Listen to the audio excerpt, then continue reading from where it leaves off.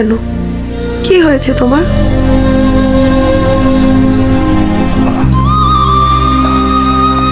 বেতন পেয়েছি। বেতন?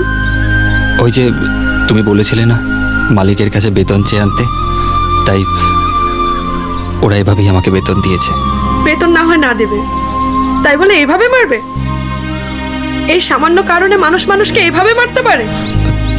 তবুও আমার কোনো কষ্ট নেই, আমি তো আমার দেবীর জন্য মার খেয়েছি। দেবী?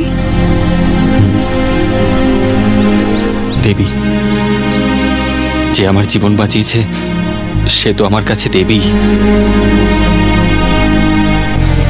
আচ্ছা তুমি আমায় এত কেন ঘোরাচ্ছ বলো তো? তুমি কি আমার দেবীর সাথে আমায় দেখা করিয়ে দেবে না? দেব। শুধু একবার জানতে চাই, তাকে পেলে তুমি কি করবে? ওকে পেলে আমি হাত জোর করে বলবো, আপনার চেন তো আমি ফেরত দিতে পারলাম না, আর যদি পারতামও আপনার ঋণ আমি কোনোদিনও শোধ করতে পারতাম না। টাকা দিয়ে কি আর জীবন কেনা যায়? আর এভাবে তার পায়ে ধরে বলতাম, আপনি আমাকে নতুন জীবন দিয়েছেন, আপনার জন্যই এই পৃথিবীটাকে আরেকবার দেখার সুযোগ পেয়েছি আমি।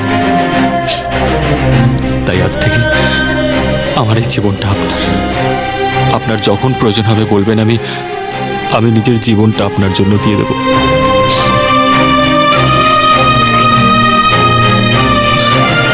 ওঠো।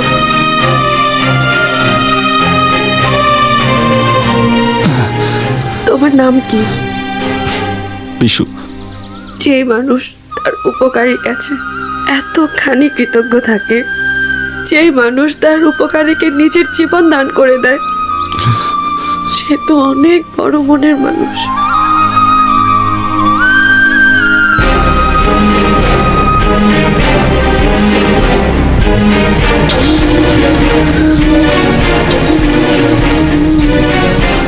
এতদিন ধরে তুমি যাকে খুঁজে বেড়াচ্ছ, আমি সে মায়া।